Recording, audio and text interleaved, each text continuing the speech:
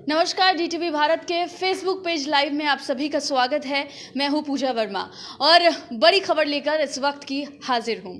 आपने कैप्शन तो पढ़ ही लिया होगा, राजद सुप्रीमो लालू प्रसाद यादव जल्द ही पटना आने वाले हैं। जी हां, सूत्रों के हवाले से ये खबर सामने आ रही है। इस खबर पर चर्चा करेंगे, आपको अधिक जानकारी देंगे और भी कुछ बड़ी खबरें हैं उससे भी आपको रूबरू कराएंगे। इस खबर पर हमारे साथ अधिक चर्चा करने के लिए संवाददाता उत्कर्ष हमारे साथ मौजूद हैं। उत्कर्ष, लालू प्रसाद यादव आरजेडी सुप्रीमो पटना आने वाले हैं, क्या कुछ पूरी खबर है? जी बिल्कुल पूजा, देखिए 10 फरवरी को राजद के राष्ट्रीय कार्यकारिणी की बैठक है। उससे पहले ये कयास लगाए जा रहे हैं कि लालू प्रसाद यादव यानी कि राजद सुप्रीमो पटना आ सकते हैं। देखिए उससे पहले की जो तैयारियां हैं वो भी पूर्ण हो रही हैं। कुछ दिन पहले ही पूर्व मुख्यमंत्री राबड़ी देवी पटना आ चुकी हैं और अब तेजस्वी यादव के आने की देर है। हालांकि यह जो औपचारिक बयान है कि राष्ट्रीय कार्यकारिणी की बैठक है, उनके प्रवक्ता के द्वारा दिया गया है, पार्टी के द्वारा दिया गया है कि 10 तारीख को राष्ट्रीय कार्यकारिणी की बैठक है।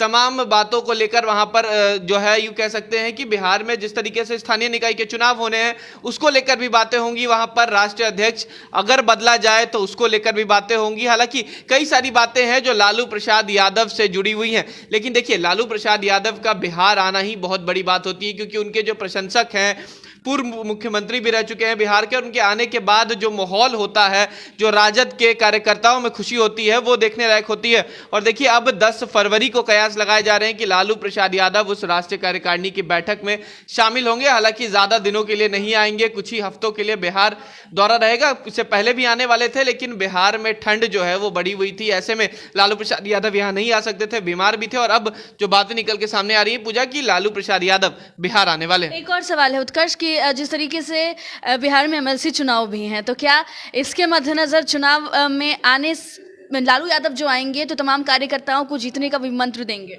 जी बिल्कुल, देखिए एक तो पहले ही क्लियर हो गया था इस बात को लेकर कि कांग्रेस से अलग होकर चुनाव लड़ने वाली है राजद। और ऐसे में जब पिछले बार भी उपचुनाव हुआ था तो लालू प्रसाद यादव ने कैंपेन किया था, प्रचार करने भी गए थे। हालांकि उसका कुछ ज्यादा फायदा हुआ नहीं था। लेकिन इस बार ये जरूर कयास लगाए जा रहे हैं कि लालू प्रसाद यादव जब पहले आएंगे तो कार्यकर्ताओं से मिलेंगे भी।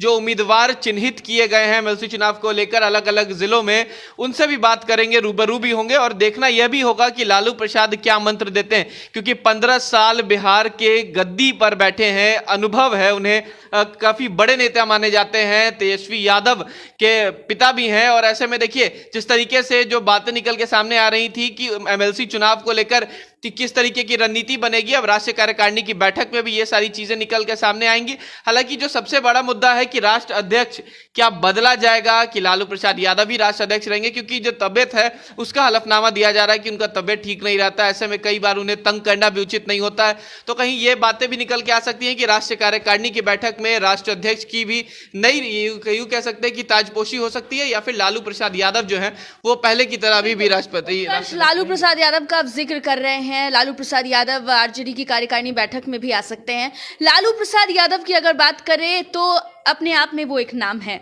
हमने देखा था कि जब वो पिछली बार चुनाव में आए थे तो क्या कुछ तस्वीरें हैं, उनको देखने के लिए कितनी ज़्यादा भीड़ उमड़ी थी।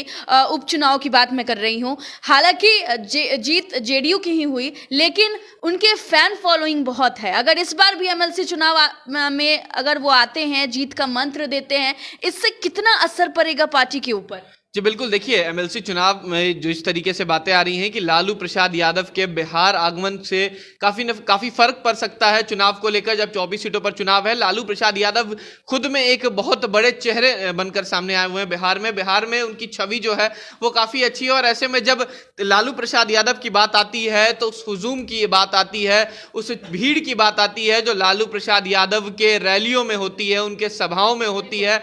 और जिस तरीके से उपचुनाव हुए थे तारापुर कुशेश्वर में, जहां लालू प्रसाद यादव कुछ घंटे के लिए ही गए थे, लेकिन जो भीड़ थी वो भी देखने लायक थी। करीब हजारों की तादाद में जो भीड़ थी वो वहां पर पहुंच गई थी। इस कदर भीड़ थी कि पुलिस बेकाबू भीड़ को रोक नहीं पाई थी। और कयास ये जरूर लगाए जा रहे हैं कि अमूमन इस बार भी अगर एमएलसी चुनाव में प्रचार करने लालू प्रसाद यादव जाते हैं तो वही भीड़ नजर आएगी, वही जोश नजर आएगा, और कहीं ना कहीं राजद के जो कैंडिडेट होंगे उन्हें फायदा होगा। उत्कर्ष, थोड़ा एमएलसी चुनाव पर भी हम चर्चा करना चाहेंगे। देखिए, महागठबंधन में दरार तो दिख ही रही थी, अब ये दरार और भी ज़्यादा इसलिए झलकने लगी है क्योंकि खुद नेता प्रतिपक्ष तेजस्वी यादव ने ये कहा है कि एमएलसी चुनाव वो अकेले नहीं लड़ेंगे। इधर कांग्रेस भी कह रही है कि हम मिलने की कोशिश कर रहे हैं लेकिन मुलाकात नहीं हुई, और अगर ऐसा हुआ तो हम भी अकेले चुनाव लड़ेंगे। तो क्या इस एमएलसी चुनाव में भी महागठबंधन कहीं ना कहीं कांग्रेस से अलग होता हुआ दिख रहा है?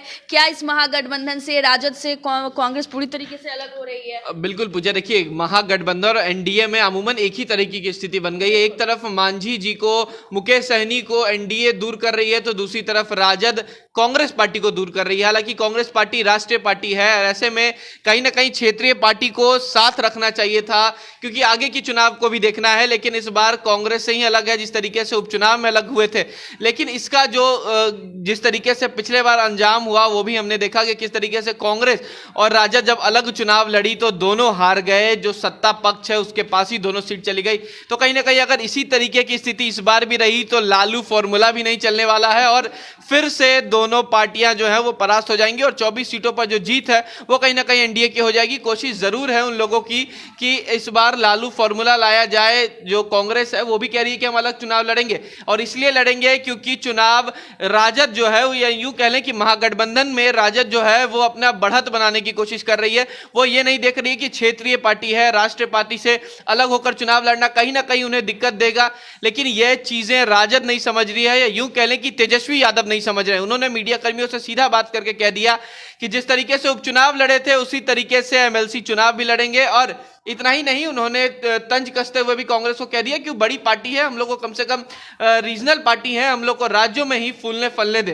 पूजा, बिल्कुल। तो देखिए, चुनाव में जो बातें हैं वो हम आपको किस तरीके से समझाने की कोशिश करें। उत्कर्ष ने जानकारी दी है कि राजद सुप्रीमो लालू प्रसाद यादव जो है वो राजधानी पटना आ सकते हैं। उनका कार्यकारिणी की बैठक है, इस बैठक में अगर वो आते हैं तो एमएलसी चुनाव को लेकर जीत का मंत्र भी देंगे।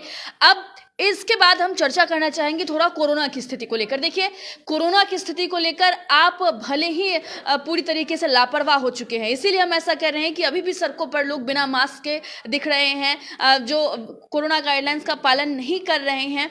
लेकिन अब आपको ये बता दें कि देश में 5 लाख, करीब 5 लाख के मामले 24 घंटे में दर्ज किए गए हैं और 17,000 से ज्यादा लोगों की कोरोना से मौत हो गई है। अधिक जानकारी लेंगे देश में कोरोना की क्या स्थिति और बिहार में क्या हालात हैं। हमारे संवाददाता निषेध हमारे साथ मौजूद हैं। निषेध, क्या कुछ अपडेट? अब बिल्कुल देखिए, देश में अब धीरे धीरे स्थितियां ठीक हो रही हैं, लेकिन जो सबसे ज़्यादा स्थिति जिस राज्य की खराब है वो केरल है। केरल में लगातार संक्रमित मरीजों की संख्या में इजाफा हो रहा है। बेशक महाराष्ट्र और दिल्ली में अब थोड़े मरीजों की संख्या में कमी आई है और इसी को देखते हुए कई सारी पाबंदियां वहाँ पे लगी हुई थी जिसमें थोड़ी ढील दी गई है। लेकिन अभी भी लोगों को समझने की ज़रूरत है और लोगों को कहीं ना कहीं सतर्क रहने की ज़रूरत है। अभी का जो अपडेट है, देखिए केरल में पिछले 24 घंटे में 52,000 के आसपास में संक्रमित मरीज मिले हैं। तो इससे अंदाज़ा लगाया जा सकता है कि संख्या कितनी ज़्यादा है। इससे पहले भी कई संक्रमित मरीज मिले थे और ये एक दिन के हालात नहीं है, रोज़ाना इसी तरीके के हालात हैं। रोज़ाना इतनी ही संख्या जो मरीजों की है वो मिल रही है और लगातार बढ़ती जा रही है संख्या। महाराष्ट्र में जिस तरीके से हमने देखा था कि स्थिति काफ़ी ख़राब थी, वहाँ पे लगातार मरीज मिल रहे थे, लेकिन कई हद तक वहाँ पे स्थितियों पे काबू किया गया है। दिल्ली की बात करें तो राजधानी है देश की और वहाँ पे भी काफ़ी संख्या में मरीज मिल रहे थे, तो वहाँ पे भी कहीं ना कहीं काफ़ी हद तक स्थितियों पे कंट्रोल किया गया है। स्वास्थ्य विभाग की ओर से अब कोशिशें लगातार की जा रही हैं, लेकिन केरल में लोगों को अभी सावधानी बरतने की ज़रूरत है। वहाँ पे लगातार मरीज मिल रहे हैं। अब अगर बिहार की बात करें तो बिहार में पिछले 24 घंटे की बात करें तो एक बच्चे समेत 2 कोरोना के जो मरीज थे उनकी मौत हुई है। साथ ही जो 72 के आसपास में संख्या है मरीजों की, उन्होंने कवर किया है, कोरोना को मात दी है। तो ये एक पॉजिटिव खबर है।